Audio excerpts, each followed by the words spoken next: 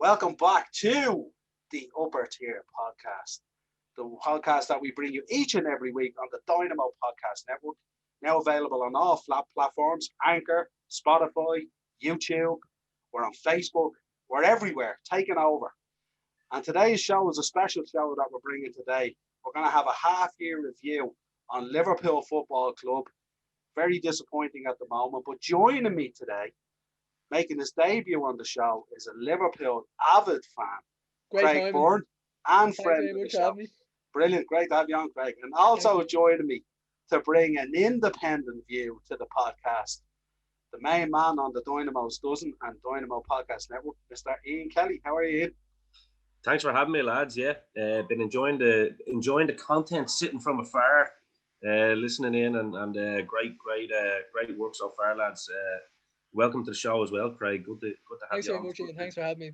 So I'm going to bring a very independent view of it, and I'll be fair too. So as you can see with the hat, I don't shy away. As Bill Shankly said, if you can't support us when we lose or draw, don't support us when we're winning. So. Well, on our socials today, we did put it out and we invited Liverpool fans to come on if they wanted to talk about this. But, a lot of shy people today. Yeah. only two of us came on because I think the rest of them are in hiding at the moment. They didn't realise it took us 30 years to get back to the dance, and now a couple of months later they want to show you off. If it's all right, Niall, if I can just say something about it. Yeah, go ahead. I've kind of Niall kind of agrees, I think, as well. Don't reflect on the game or the situation after 90 minutes is being played. Take a step back. Like I've done this. I was going to jump on Facebook. Anyone can do it. Vent, Twitter, vent, frustration, lashing out. But over the last 3 years, anyone in football, they're spoiled with what we've got. Absolutely spoiled. Yeah. You know, 2 Champions League finals, Super Cup, Club World Cup. Finally got the Premier League over the line. Not the way we wanted, but here we did it in the end. And now we have a blip, and there's reasons for the blip. And all of a sudden, people have kind of been like, "Well, here, how are we losing games? How are we not scoring?" And they're so quick to throw everything under the bus that we've accomplished and what they've done for us over the last 3 years. You know what I mean? Yeah. Well, there's an old saying, isn't there? You've got the Ian Kelly saying, which is profanity. Yesterday don't mean shit. But then you've also got that mentality nowadays where people are always asking the old Janet Jackson song, "What have you done for me lately?" Do you know what I mean? And I think we're in a very, very fickle world now where everyone has access to vent, as you just said, Craig. Everyone has access to vent on social media. Everyone has an opinion on it. You've got lads who are fucking 20-odd stone that have never even lifted their leg up for a fucking shite, and they have an opinion on professional athletes. So I do agree with you there. I think people are very very trigger happy. Do you know what I mean? When something's going wrong, and but sure, look, it is what it is. Very short-sighted. I was amazed last night at the reaction because, I mean, we're nearly 4 years unbeaten at Anfield, and it was bound to happen sooner rather than later. And although, you hold the record. Who owns the record? Absolutely. But you don't necessarily want to drop it to a Burnley side, although you're talking about a Burnley side that are resolute in defending and don't generally get put to the sword. They tend to lose games 2-1, 1-0, or they get draws and stuff like that. But they've a very good structured defence. They've been a fairly hardy side. They've been a hardy enough side this year, even when we played them at the Bridge early in the season, and I think it was only maybe 1-0 or 2-1 or something. They've been very unlucky, Burnley, this year in terms of being relegation contenders, but they're so well drilled in the way they do things. They're sturdy, yeah. Very well drilled, yeah. Sean Dyche is a very underrated manager, in my opinion. Was there some sort of issue with Dyche and Klopp at the end or something? I saw someone posting at half-time, just before touching on half-time. Yeah, that's the problem I have with Klopp, and you might agree with me or not, but he can be very, Klopp comes across as a lad that just really wants to be liked. He wants to be the media darling, and he comes out and has the banter and all. But when things go wrong for him, he can be a bit of a fucking baby as well sometimes. I'm sure you'd agree with that. All of our managers can. Yeah, what I'd like to touch on as well, which I'm sure Niall might agree on this as well, which we haven't seen in recent times, is Klopp getting frustrated in the public Yeah. Klopp getting frustrated by the media. Klopp talking about other clubs, other decisions that are going for them clubs, where usually we just stick to our guns and focus on ourselves. But now it's like cracks are appearing that have never appeared. Yeah. Talking about Man United's penalties, talking about Ollie, talking about other things when we never really got that from him. We never really Very got much that so. kind of like vibe Yeah. off him, or we never Yeah. really got that kind of instruction from him after games. He'd be very critical of ourselves, but that'd be the full stop. He wouldn't be going on about, oh well, Ollie got a penalty, or But even don't want to go down that when he had to rapid go, even when he freaky. had to go at Roy Keane a while back, remember? Just Yeah, for having live on the show. Yeah. Yeah. Like, I'd rather him just play the cards close to the chest and not give Right. people a bone to kind of, Very much so. even pull them down further. I don't know if it's pressure. I don't know if it's frustration or a bit of both. Bit of I both. just want to just focus on ourselves again, not get drawn on what other people are doing. We can't control what other people do. At the end of the day, we can't. If you get a penalty and we know it shouldn't, and he knows it shouldn't, fair enough. You know what I mean? But I just wish that we kind of get back to like focusing on getting ourselves back together again as a team and as a unit. And hopefully, I think Sunday now, has a lot more impact on it now as well going forward for mentality reasons as well as results, obviously. These games also bring a lot more meaning to the FA Cup again, don't they? When you have these sort of games, and especially when they mean more because of the situation that you're in. Do you know what I mean? A good win against United can literally change your season, or It lifts everything. Or quite the opposite. Then, if you lose, do you know what I mean? So it's one of those. It's a very, very important game in the season coming at the right time. I don't. Niall, what do you think? I don't really see it as like a traditional FA Cup game at the moment, sadly. No, but it's hard to know which team he's going to play. I mean, if you look at the selection last night, I mean, why would you drop Salah and Firmino, even though they haven't been in form? But I mean, if you need to go out there and you need to get a win, you're looking to Divock Origi, and no offense, and Alex Oxlade-Chamberlain. I mean, you're not looking in the right place, really. You're trying to send a message to players, and to be honest with you, by doing that, I think you're sending the wrong message because, I'd agree. Let's be honest. I'd agree with that. Salah's not. He's not droppable. I mean, what's he scored? 15 or 17 goals so far this season or something. I know he hasn't performed in the last, say, 3, 4, 5 games possibly, but I mean, he's not the guy you want to be dropping. You have to play your way out of form, though. Do you know what I mean? That's exactly. The problem. Or play your way back into it. Sorry, your way back into it is what I meant to say, because from the outside looking in, it's a similar situation with Chelsea. Do you know what? For a player, you have to let the boys. You have to. You know what? Origi build up to his strike. There was nothing wrong with the build up. It didn't look like a player who hasn't played all season. Nice touch. It's easy. No offense to Nick Pope, I know he's a good keeper, but he just had to slot that. But for some reason, when he's approaching the goal, what's going through his mind? He absolutely rifles it. The 2 touches were good in the build-up, as in it looked like he was, assured, no problem, I'm a striker, I'm a professional, I know what I'm doing here. And then he absolutely destroys it off the bar. And you're just thinking, Salah, Firmino, Mane, no matter the form, that would have went in my opinion. I think it would have went in. Yeah, well, it's hard to know, really. I mean, it's probably a good shout to say one of the 3 front boys probably would have put it away, although Firmino's hitting more car parks than he is goals. But to be fair, though, lads, that's kind of, no offence, Craig, but that's kind of, that's kind of hypothetical talk as well. Do you know what I mean? It's easy to say, like, it's like, oh, well, if Werner was just put through, maybe he'd score more goals. I'd be more confident, or you would expect, But at the same time, you have to go with what is on the park. And, like, at the end of the day, these are professional footballers. These are putting these balls away in training. And then when it comes to the dance, they're not performing. You know what I mean? I have a question for you, lads, actually. And this is kind of goes for Liverpool as well. Do you think the modern manager, right, this is something that absolutely fucking really annoys me, to be fair. The days of the tacticians, I think, are gone. When you hear managers being called tacticians these days, they're few and far between. Because what you have now is you've got the likes of Klopp and you've got the likes of Pep that have created a kind of a modern style of football, and it's working fantastically. But outside of that style, it's like they're not willing to maybe change it up a little bit. I find very few managers with plan Bs now. Do you know what I mean? It's like a pattern even with Klopp at Dortmund. He was more than happy to outscore teams high scoring games, but once the result is on his side, happy enough. Now we're bringing in like the likes of Van Dijk and all. We have plugged the holes. Allison obviously plugged the holes in defence, but I think it's so frustrating that we don't really have a plan B. It's like we're setting our way, plan A, and if we can't break people down, that's it.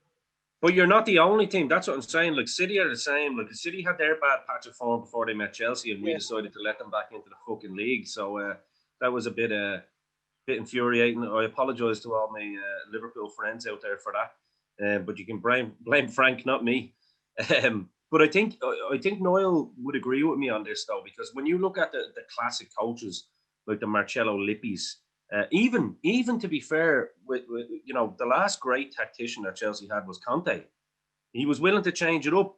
He'd go 3 at the back if he needed to, and even Lampard done that last year. You know what I mean? We had a bad patch, then he suddenly went to 3 at the back, the old Conte formula, and there was results out of it.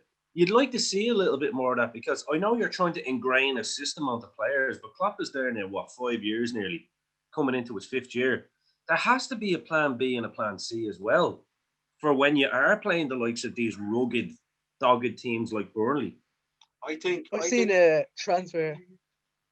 I think the main issue really is I think in order to have a plan B and to have a plan C, you kind of have to have the players. Yeah. You know what I mean? To be able to change it up. You know what I mean?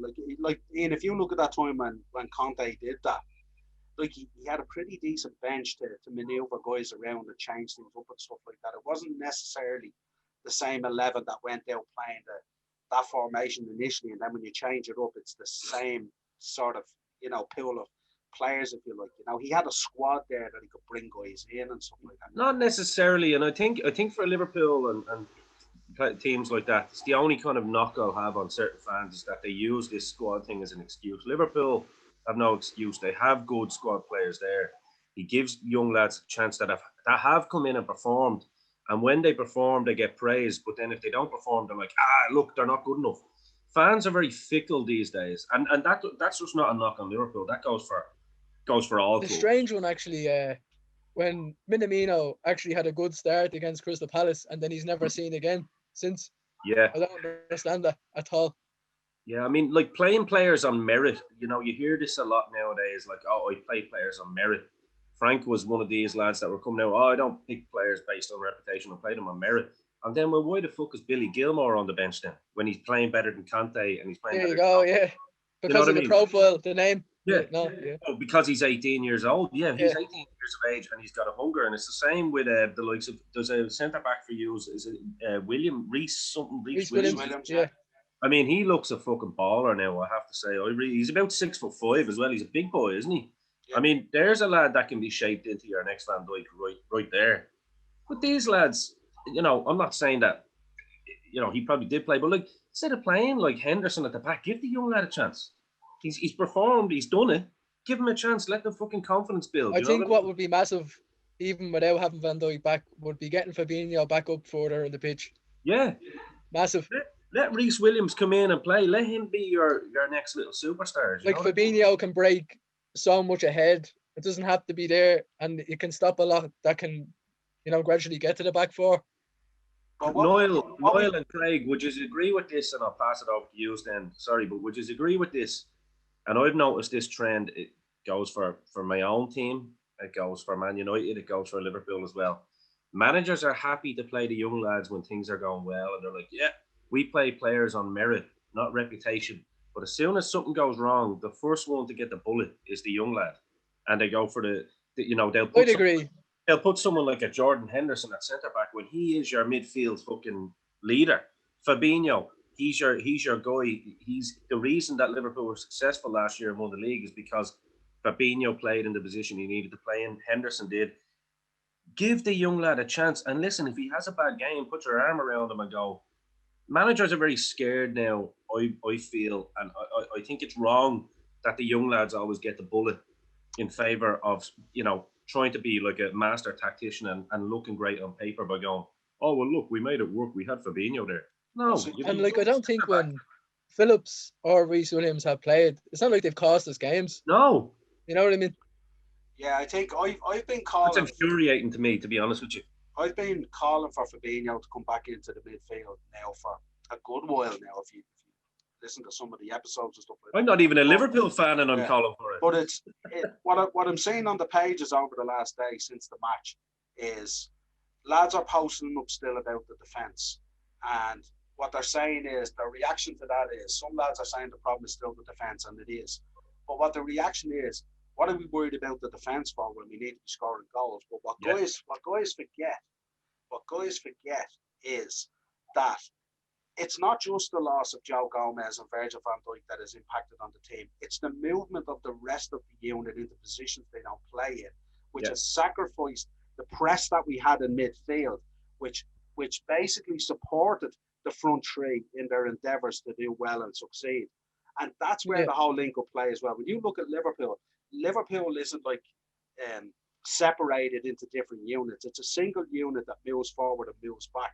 And that unit has been disrupted by the injuries to Van Dijk and to Joe Gomez and other players along the line. I mean, if you remember when Jota came in, it was sensational and we lost Jota. So, and like he was mixing it up with the front three and really creating a bit of competition there. So these guys had to perform. So, and I'm not going to harp on injuries because I know every team gets injuries. There's no doubt about that. But the difference is we need, like, Ian, you spoke earlier about the squad that we have there. He either believes in that squad or he doesn't. And at the moment, it looks like he doesn't because we've centre-backs there on the bench that aren't playing centre-back. Yeah. We've midfielders on the pitch that aren't playing midfield. You know, and it's hampering a lot of things. It's hampering Trent. It's hampering Robbo. They're not having a good season by their standards. It's like spreading, you know. Yeah, and that unit moves together between the two guys on the wings, the three guys in midfield putting the high press on, and then the three guys moving in and out of defence to pull teams apart. That's how Liverpool's unit works. And when you take one of those cogs out of that wheel, you have a problem. You've seen it in the past, even when we're playing really, really well. You've seen how we struggle when the likes of Henderson comes out of the team or Fabinho comes out of the team. Apart from even the injuries in defence, even when Van Dijk and Gomez are there, we've seen a dip in play when Henderson comes out of the team or when Fabinho comes out of the team, maybe for injury or a niggle or something like that. The effectiveness of the team drops. I mean, this is not the first time we've struggled against lower tier teams in terms of the lower end of the division.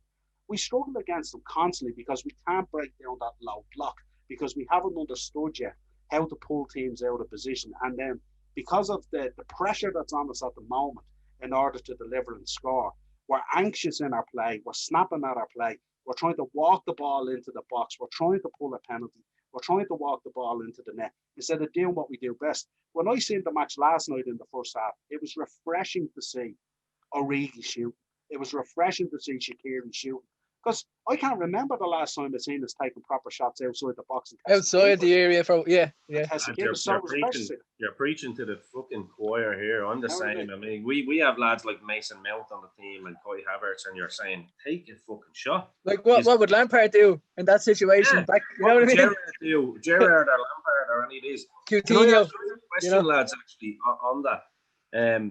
You know, if you're, say it was like some sort of weird thing where, say, Klopp is gone tomorrow, right? Obviously, that's not going to happen. I'm just playing fantasy world, I suppose.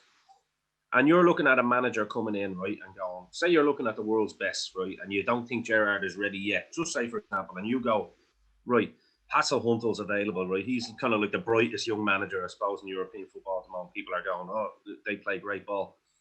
They're coming in and looking at, say, a Liverpool squad, and I kind of get what this will probably validate the point you're making there, Niall, about the squad.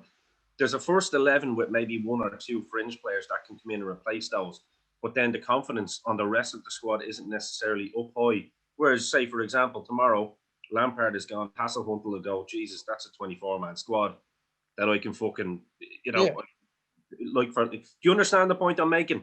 Yeah. So I do agree with that. I think the one thing that Klopp, I think, has failed to do in the off seasons and in the transfer windows is to actually get rid of some of what he doesn't value very highly and get players in that are like for like. Do you know what I mean? To create that strong bench. Well, in fairness to him, he has tried to do that. I mean, like, we have tried to offload Origi. You know what I mean? And it's like, but to be fair though, you just can't blame money because you've had money. And in fairness, at times he won't budge on a player unless he gets option A. He doesn't settle for option B. Do you know what I mean? Which sometimes isn't a bad thing. No, it's not. I mean, because Van Dijk is the yeah. perfect example. But I mean, if you look at Liverpool over the years, you know, the one thing that held us back from moving to that next level is the fact that we used to settle for player B or player C or player D instead or of third in the market or whatever, you know, or fourth or fifth or sixth. You know what I mean? Like you have already gone out and done your business, Ian. You know you'd have gone out, and we're like, oh, who's left, lads? Oh, lovely. Let's take that in. Lovely. Well, that's it. We're hoping for more than we're getting out of that option 3 or option 4. Yeah. We're hoping that it is going to be what you have and what United have or what City have. I would agree with that, and that's why I kind of like I look at it in a different. I mean, Liverpool. Listen, let's be real here. Like Liverpool aren't in a bad situation. Like it's not we're not talking about a team that's in dire straits. It's like even looking at Chelsea. We're in a situation where we're going right. Maybe it's just a case that it's too much too soon for Lampard. You know what I mean? It's not necessarily like he's shy, but I look at Liverpool, they still have an identity. They still have a style of play. I look at Man United now, they're creating a style of play. Usually involves a referee as well, to be fair, but that's another argument for another day. Man City, they have a style of play. Leicester, they have a style of play. The problem with the likes of Chelsea here is that they have all these components, but there's no style. You don't know what you're getting. There's no actual. When I look at someone like a Liverpool, I go, right, I'd rather be in your situation right now. Even if you were level on points with Chelsea, I'd rather be looking, going, right, well, that's our identity. So that's how we play. Whereas I look at Chelsea now and it's like, oh, well, we'll try. I mean, like, lads, you talk about Origi. I mean, Tammy Abraham's not a whole lot better. Do you know what I mean? It's like... Ian, can I put something to you, if it's all right? Yeah, go for it. Say, the situation about, obviously not going to happen if Klopp went tomorrow, Nagelsmann. Say, if we flipped the coin and Nagelsmann came in tomorrow, just an example, do you think it would benefit your squad and give you an identity as he would go to like the likes of Werner? You're my man up front. I'm going to get you fire and, go to Havertz, understand the situation, understand about how he plays and get a philosophy going. And I believe so. I think the Germans, as we know, the Germans are really, really, they're sticklers for details. You know what I mean? They need to know absolutely everything. They're very, very detailed people. Do you know what I mean? Yeah. And I think if you look at German football, it's some of the most exciting football because there's different styles and different tactics going on. And you look at managers like Nagelsmann and Klopp, for example. Do you know what I mean? They have a style of play and they want to get players in that fit their narrative, if you want to say. Whereas I think Lampard, unfortunately, and I hate saying this, listen, Lampard's one of my favourite players of all time. I think it's just too much too soon. It's just about separating the player from the manager, isn't it? Obviously, he's a hero to you, but you have to You have to separate that, and you look at someone like that. Nagelsmann will come in and go, right, there's Mason Mount, he's your boy here. There's Kante here beside him, or Kovacic, whoever you want, and Havertz is your number. I mean, Havertz was one of the most coveted players this summer. Real Madrid wanted him, Barcelona wanted him. This lad hasn't become bad overnight. But when you're playing him on the left wing, and then you're playing him deep in the midfield, and then you're not playing him as a number 10, which is what he is, of course the player's not. I'll be really honest. I was really concerned when yous had made them signings, as in, how yous were going to be putting it up to us. Yeah. And I thought it was going to be Werner through the middle, Pulisic, Ziyech, Havertz in the 10 behind. It's like, that's daunting, I was like, wow. Well, we've had similar, not to blame injuries. I think the disruptions to the Pulisic injury was a big one. I think Ziyech was coming into really good form, as you remember. I think he got about 7 or 8 assists all in one go, and Werner was starting to score goals as well. And a couple of injuries, affected us. But the thing is, I won't blame injuries. I blame the manager on that. It's up to you to stick with the format that you made. And as I say, I think in Lampard's case, unlike Klopp, say, his biggest downfall and the reason he may lose his job is his loyalty to some of the youth players that are playing that just aren't good enough. I mean, Mason Mount is good enough. We can all say that now. He looks like a proper baller. But Tammy Abraham, again, I mean, he's a championship level striker, at most probably a lower tier Premier League striker. So when you're dropping your fucking 60 million German signing that scored more goals than Lewandowski either last year or the year before, for Tammy Abraham, who Like, scored, what kind of message is that sending out? You know what I mean? it's telling you that it's favoritism, you know. And I think that's the difference Yeah. with Lampard and Klopp. Klopp is not really shown favoritism there. He's the boss, fair enough, and like he's about 6'4" too. I wouldn't fancy having a go off him either, but you know, the players know where they stand with Klopp, and you could turn around and say that that's due to the fact that he's been there so long and, you know, built this over a couple of years. But at the same time, he created an identity of football within Liverpool Football Club within the first 2 years that he was there. I don't see an identity at the likes of Chelsea at the moment. Even United, I think, are winging it in a lot of ways too. They're relying on individual performances and stuff like that. And I think eventually United will be found out. They're not a title winning team. I'll be honest with you. I think Man City would be the biggest threat to Liverpool's crown this year. I think we'd all probably agree on that because they actually have an identity. Yeah. Whereas, you know, let's be real. There's a trend going here between last season and this season, and the amount of penalties and decisions that go United's way is just absolutely incredible. And that's not bitterness or anything. Like that's just facts, cold hard facts, you know. But when you put facts across to them, they automatically think it's because you're a Chelsea fan, it's because you're a Liverpool fan. It's, you know, yep, they're Chelsea blind. are in London. Like, we don't have a major rivalry. The only rivalry we have is that Mourinho came and showed Alex Ferguson that there was a new kid in town. That's the only reason they hate us, you know. Yeah. Well, listen, let's be honest here. Last season we would call Liverpool. You know what I mean? So like everyone thought it was all our decisions that we No. But, you know. You were outdone by decisions last year in penalties by about 10, wasn't it? Man United had the record amount of penalties given in a season. Yeah. But then I suppose getting back to Liverpool and you look at it, I mean, last night one thing I did say is we are playing some really nice football until we get into that final part of the pitch, that 18-yard box. And then you look at Trent last night. I think he had 18 crosses in, or I think between the two boys, him and Robbo, they 28 crosses in total. 0 successful, wasn't it? And I think there was only 3 or something like that connected, if you like. You know what I mean? And I just think I look at the two boys at the moment and they're really down in confidence, and they look tired and worn out, and not physically worn out, but mentally worn out by the success over the last 3 years has brought this wave of expectation, and nearly an arrogance, in the fan base that, like, you know, all we have to do is just show up and we win, and that's not the case. Everyone's out to beat the champions. The champions are the one that have the bullseye on their back, and I just noticed last night that, like, when you look at the balls that are coming in, it's kind of like it's flicking in there, or loop it in there, or throw it in there, and it's a lot of hit and hope. You get a lot of crosses coming in. They're not passing the first man. They're not getting into those areas. Because the 3 boys up front are lacking a bit of confidence at the moment over the last 4 or 5 games, they're not getting into the positions they should be getting in. Firmino's not linking up with Mane and Salah the way he normally does. And in fairness, last night, you know, it's not like we played bad.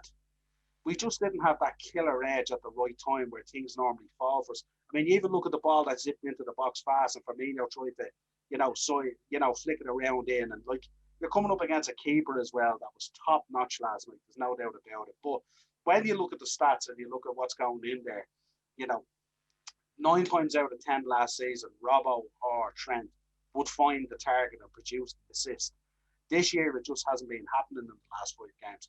But what I would say to Liverpool fans out there listening or viewing is take stock of what you're talking about before you react on social media. Think about where we're at and where we came from. You know, we've played a level of football over the last 3 years that could not be sustained. There's no doubt about it could not be sustained. Yeah. And we were due a blip. But what I would say what I would say at the moment is we're 6 points off top. You know, we're in the FA Cup. We're in the Champions League. You know, we're still fighting on all fronts. And we're not going to give up our crown that easy. And, you know, it just takes time. Like, you know, we don't become a bad team overnight. Klopp doesn't become a bad manager overnight. But there is a wave of expectation there. And that wave of expectation, you know, it needs to be where we want to be successful and we should set the bar high. But we have to take stock of what's gone on this season. Every team has been affected by COVID. No fans in the grounds. Every team has been affected by that. No real pre-season. This is the weirdest season. This is the Definitely, weirdest I'd agree with that. season ever. You know what I mean? And it just, you know, football fans and especially Liverpool fans who are so reactionary at times, need to turn around and remember we were nearly 4 years unbeaten at Anfield. You know, we're 6 points off top. We're only halfway through the season. There's a lot of big games to come. We still have to go to Old Trafford. I think City still have to come to us, as far as I know. I think we played them in the Etihad, or was it the other way around? I'm not too sure. But we still have to play all those teams. And in that time frame, you could potentially have a Van Dijk back. You could potentially have a Diogo Jota back. And then, you know, things might just click again.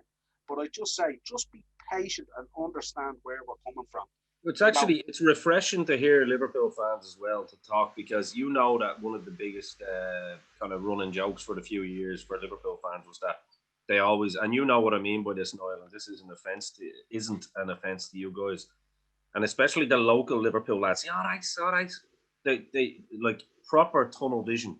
Every year was their year, and they felt it was their God-given right to, because they were successful back in the day. All of our teams have had periods of success, and I know Liverpool's was probably a much longer period of success than a lot of teams.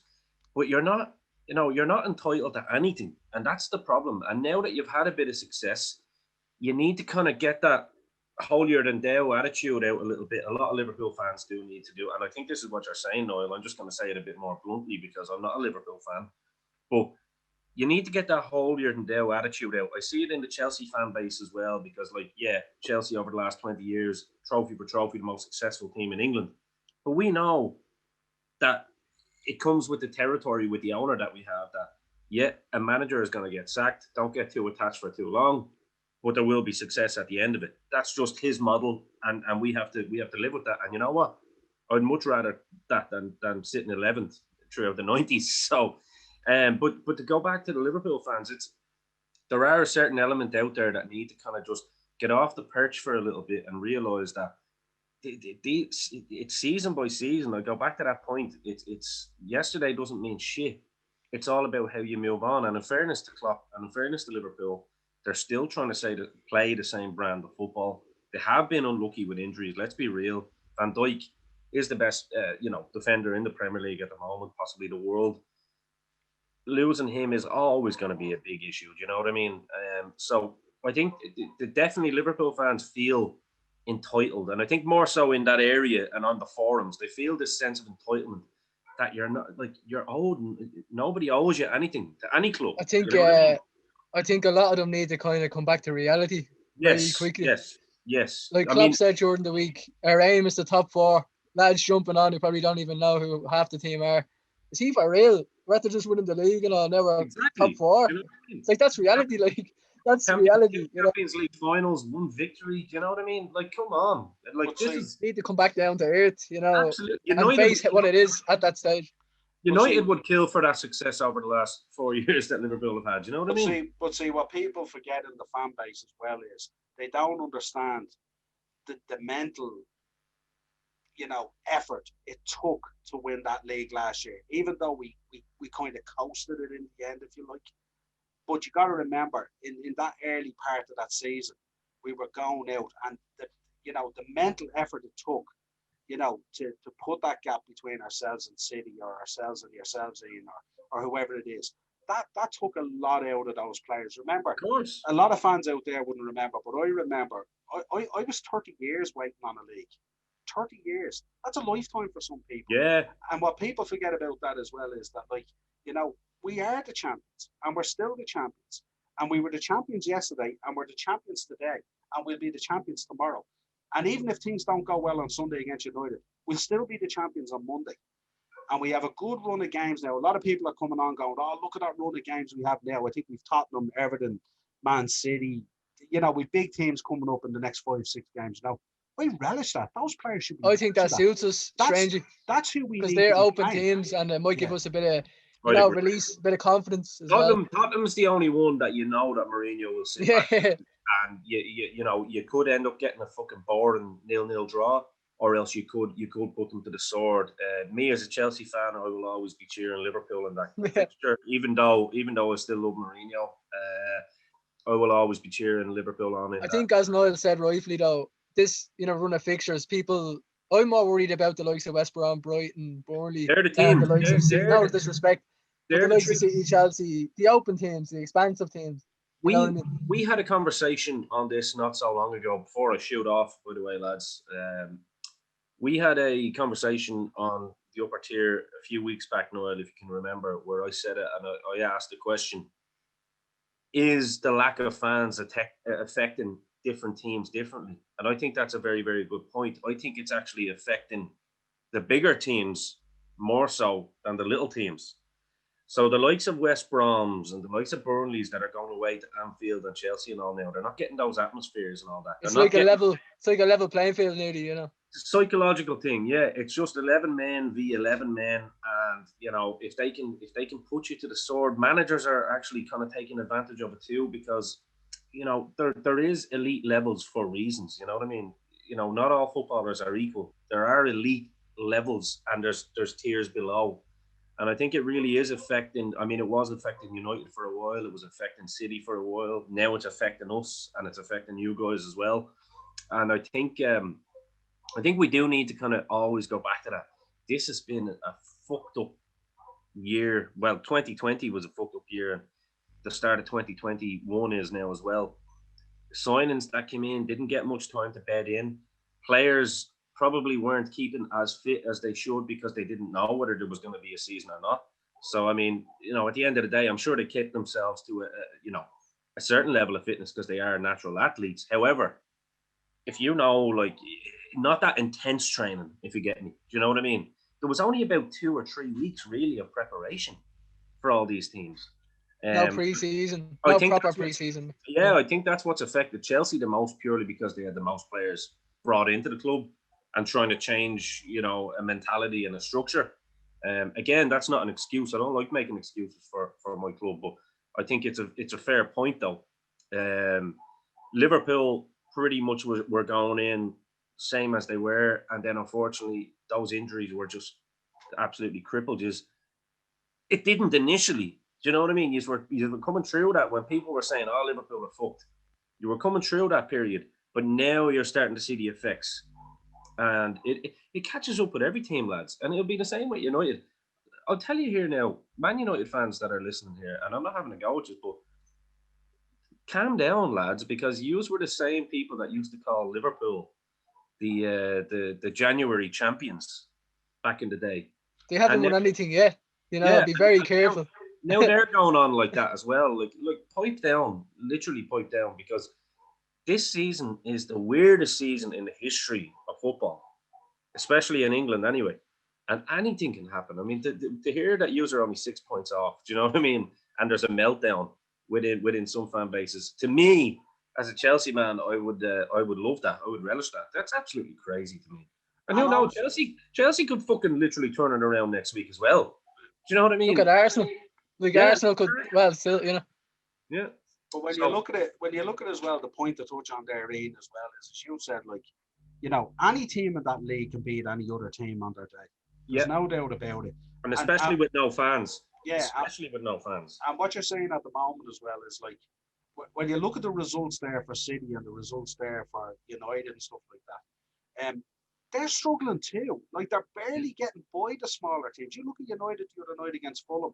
They won 2-1, but it took a thunderbolt from Pogba to make that happen. Or against Burnley themselves, or Burnley themselves and stuff like that. You know what I mean? So it's not like these teams at the moment are going out and beating these teams 4-5-6-0 and put them to sword. I mean, what we forget as Liverpool fans as well is it's not so long ago we bet Palace 7-0. It's not so long ago we hammered Spurs. It's not so long ago we put these teams to the sword. You know what I mean? And it's just a case of us having to find our way back into that sort of kick it up a gear in terms of more intent when we're in there, and have more belief in ourselves. You know what I mean? We talk about you look at the fan base this week. Have believers become doubters, or are doubters believers still? You know what I mean? But also a thing to point out as well is that, as you know, Niall, I'm an analytics man as well, and people tend to look at the result, and they don't see the context within that result. I mean, we can go back to that Chelsea game with Man City, for example. 3-0, looks like we got hammered. In that first 20 minutes, we were absolutely destroying City, and should have it was a stonewall penalty on Werner, as we know. That was as blatant a penalty as that. Referee decides to not even look at it. and for the rest of the game, gave Chelsea absolutely nothing. If that goal goes in, if that penalty goes in, that's a Do you different think game. that just to grab you there in as well, your opinion on it, Niles as well? Do you think referees are getting away with not looking at things because there's less fans, Too less much. pressure? We can show a blind eye. No one's roaring 50,000, 60,000 roaring about it. There's not that much pressure as there would be on a normal match day to take a I'm decision. going to bring something to the table that I think should have been brought in a long, long time ago, and I think it's only a matter of time. And fans need to actually gather together, and teams need to gather together and do this. Referees want to be star of the show now. Back in the day, you didn't even know the name of the referee. You didn't, you know what I mean? It is irrelevant though. It shouldn't be a relevant thing, Now you know every manager. The name of the manager is on FIFA. Andrew Mariner's reffing, Clattenburg, whatever. They want to be the star of the show. When they make mistakes, just like because a manager has to come out if he gets beaten 9-0, like hasn't Hudl that time. Remember Leicester trashed him. Yeah, he had to come out and face the media after that. So why shouldn't a referee have to come out and face the media and be? And then as soon as a manager asks them what's up, here, there's a fine. Off you go. See you later. Yeah, here's a fine. If a manager says something about a referee, boom. And I'll tell you what it really boils down to, and we can all put our tinfoil hats on here, is the FA is as corrupt an organisation as the likes of UEFA is as well. They are so corrupt, and to be honest with you, I think they have agendas because of financial reasons. Man United need to be in the dance somewhere. They have to be for that. Do you know what I mean? For publicity and for recognition. And can anyone give me any other reason as to why they're favoured? They get the rub of the green every time when it comes to a penalty decision. Please, I mean the proof is in the pudding.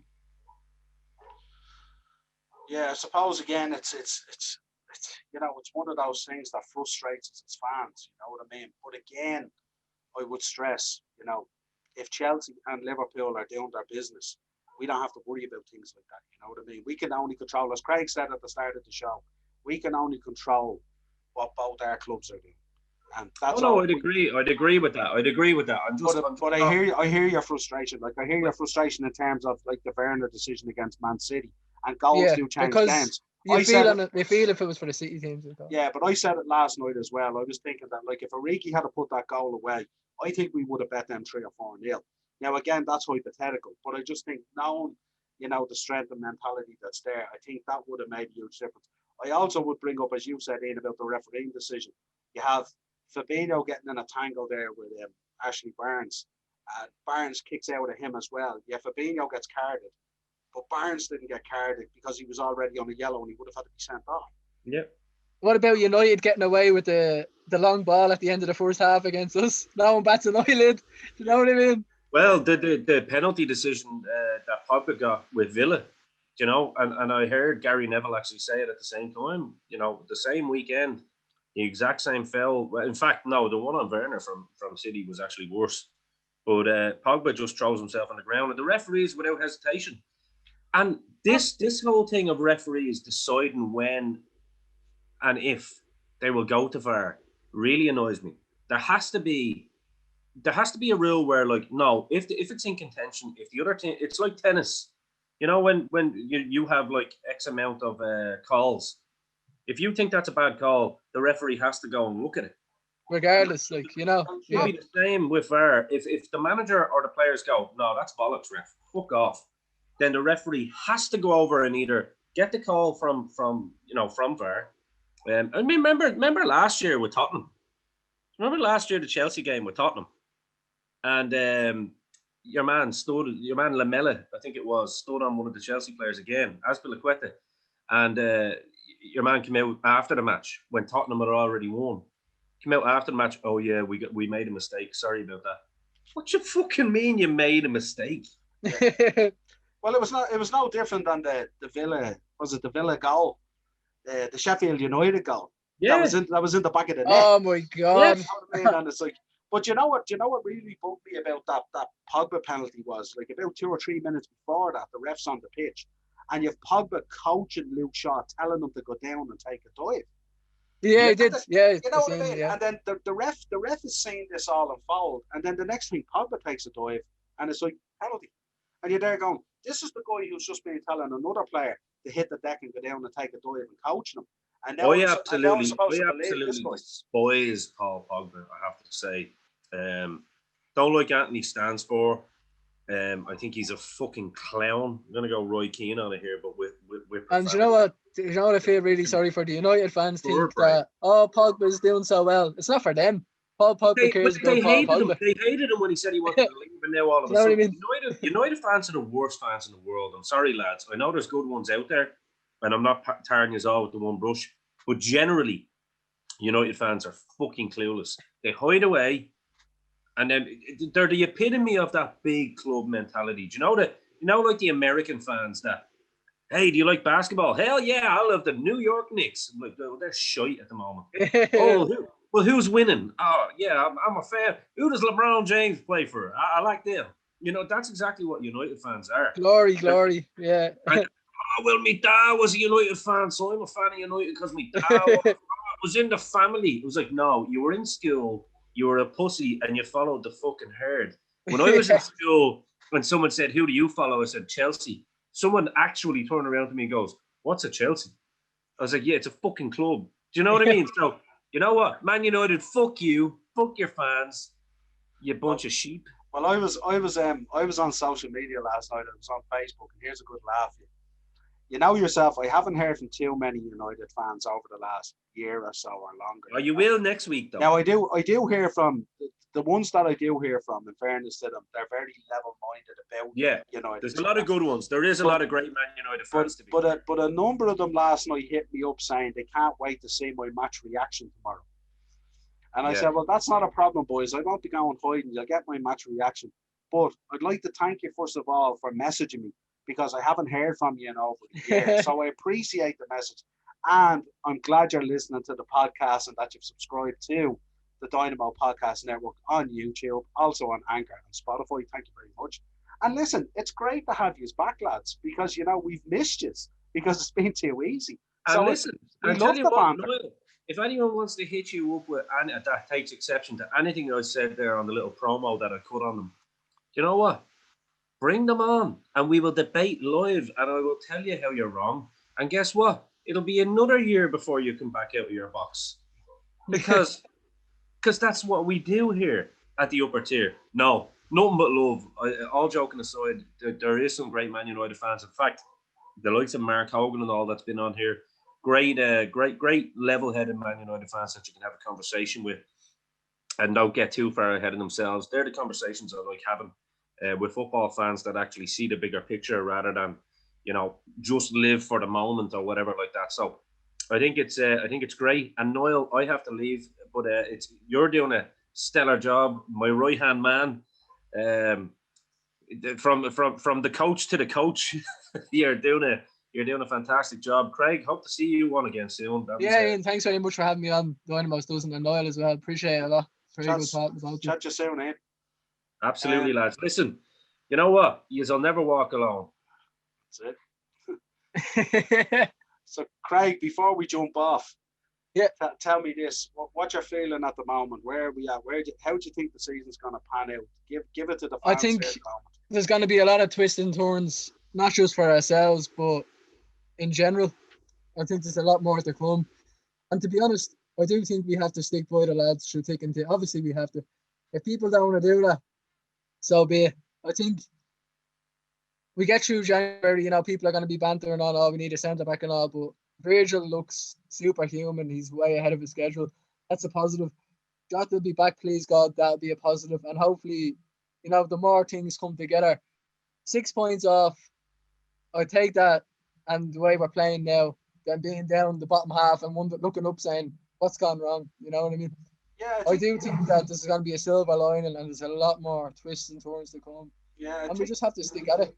I think looking back, when you think about the injuries we've had and stuff like that, I think if you had turned around to me as a fan and said, listen, come the halfway point in the league, you're going to be 6 points off top. You're still going to be fighting in the Champions League. You're still going to be in the FA Cup. I think most fans looking at the troubles that we've had and stuff like that, I think we would have grabbed that.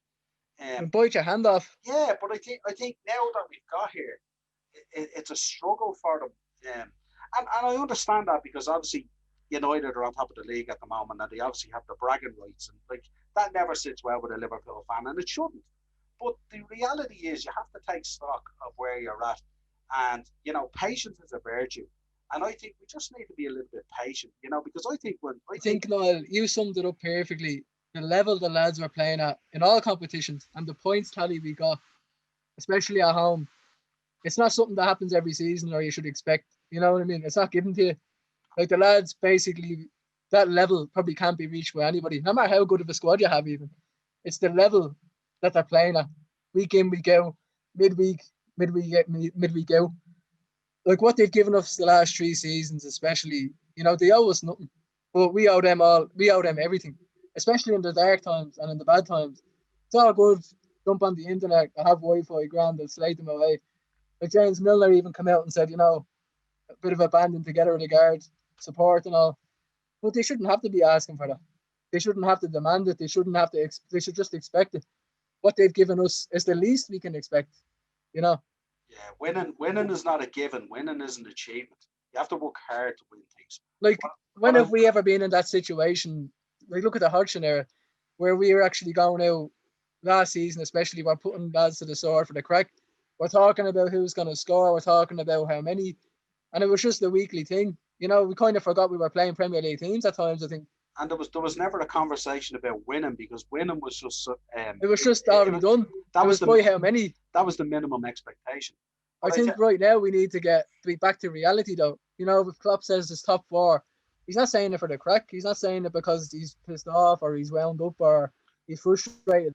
It's just how it is, the way the things have gone this season. It's I think that's his way. That's his psychological way of dampening down the expectation a little bit. So then, if we do kick back in and start achieving stuff, then it's like, this is amazing. We rose up and done it again. We're the mentality monsters. You know what I mean? What I would say to other fan bases out there is, like, give it to us hard. We'll absorb the banter. We're used to it. You know what I mean? But remember what happened right after we lost the Champions League final to Real Madrid. Just be careful what you wish for. We will come back out fighting. We are the when we lost that game, like, they thought we were done.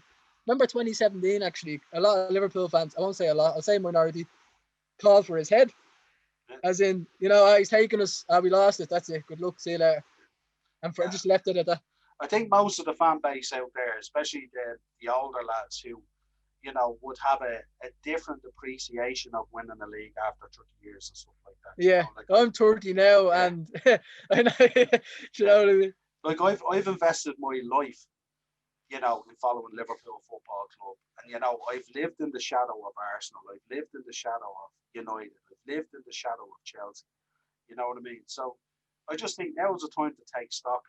Now is the time to, get behind the team, be positive as much as you can. I know it's difficult. The results are horrible at times. The play at times is frustrating. But let's take. Do you think? What's your opinion on January business itself? Do you think it's must, or do you think? I don't think. We mentioned it earlier with Klopp. Klopp's not one of those guys who's just going to go out and buy players willy-nilly. For the sake of it, yeah. No, because, if he's going to go out and buy a centre-back, first of all, it's going to take time for that centre-back to bed in and understand Klopp's way of playing. So, and by the time that comes about, are we going to have Van Dijk back? Are we going to have Joe Gomez back? Joel Matip is there. Hopefully he can stay fit. I know he has struggled. We have to figure out between Nat Phillips and Reece Williams how we get them back into the side and release Fabinho into midfield again to create that, that grouping in there that puts that pressure on teams, that high press that allows the front three.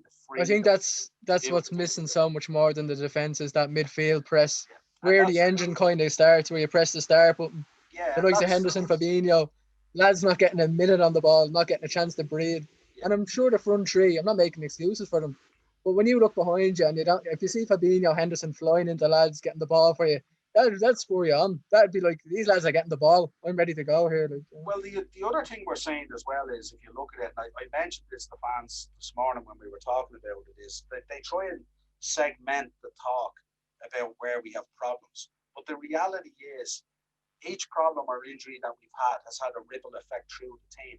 And it has like a virus in itself kind of spread around, Yeah, what you're saying more and more as well is, you're saying Salah spending an awful lot of time out on the wing, and he can't keep on cutting back in and beating players and putting 20-yarder balls into the back of the net. That just doesn't happen.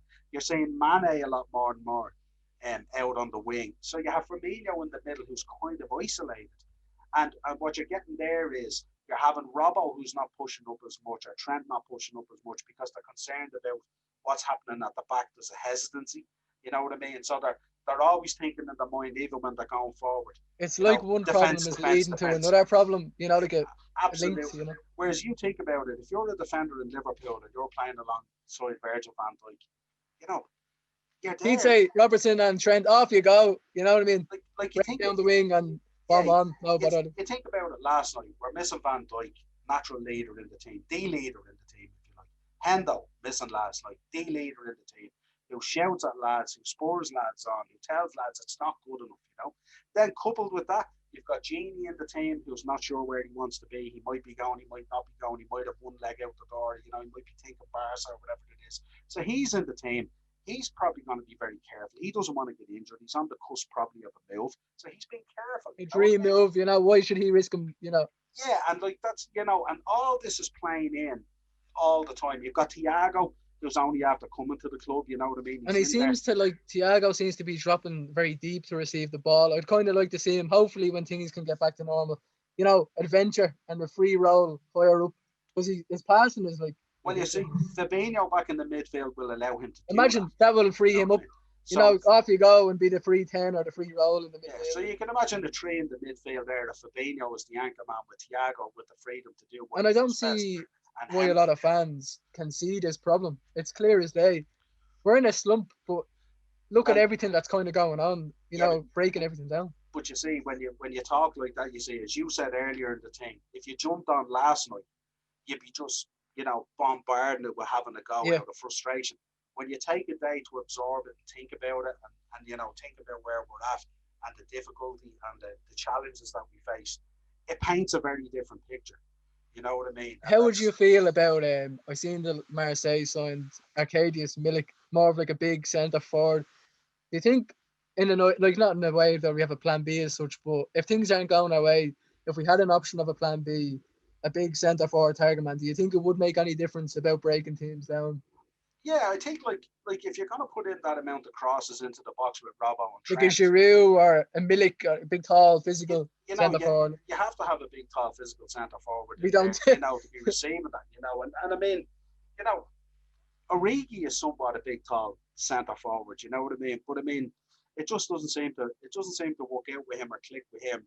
The understanding of when the ball comes in where he needs to be. I mean, how many balls last week did Ben Mee clear? You know what I mean? Trent, I think, had 18 alone. Yeah, you know what I mean? And out of 18 alone, in normal times for Liverpool, hypothetically, you'd probably get on the end of 5 or 6 of them. Yeah. You know what I mean? But at the moment, there doesn't seem to be anyone in there, because even when Trent is throwing the ball in, Salah's out beside him. We're on the edge of the main, we're on the edge of the D. And when Robbo's out and he's crossing balls in at the moment, Mane is out beside him. So it's him and Salah that are playing the 1-2s with Trent and Robbo. Whereas that really should be Henderson and Genie and Fabinho in the anchor. And we should be right up. The three boys should be in the middle, causing absolute mayhem and chaos. And then Firmino, 2 centre backs are just kind of floating either side of him. He's 2 bleeding. Yeah. And it must be frustrating for the three boys up front, because they kind of know what they want to do, but again, we're hampered and we're trying to get through it. But I've no doubt that we will get through it and come out the other side. There's no doubt. And I think if we can stay in the shake-up, and as you said, get Van Dijk back, get Jota back, I think when those two come back, they'll lift the squad greatly. I'm not trying to be biased around here, but I think it's a temporary fix. A temporary problem, sorry, I should say. As in, when you look towards the future, we do have these lads coming back. They're not left the club. They're not gone. We haven't got people who can't replace them. Van Dijk, Jota going back into any team. What's that going to do for you? It can do nothing, only lift the squad. There's no doubt about it. So yeah, I suppose it's been great chatting to you and all. It's great chatting, Niall. Thanks very much, and yourself and Ian having me on. Yeah, love having you on, and it's always good. It's always good to get a level-headed Liverpool fan on who's taking time to assess it for what it is. Not this shock and awe and what the hell, and like, there's no point, you know what I mean? And then you feel totally different when you calm down, which nothing. is just, As I say to people, nothing that anyone says at 10:30 last night half 10. changes that result. It's So, done. You know what I thanks mean? a lot. It's done. So listen, great having you on. Appreciate having you on. We'll have you back on again. Thanks very much, Niall. Appreciate it a I'll lot. talk to you soon, right? See you soon. Thanks, bud.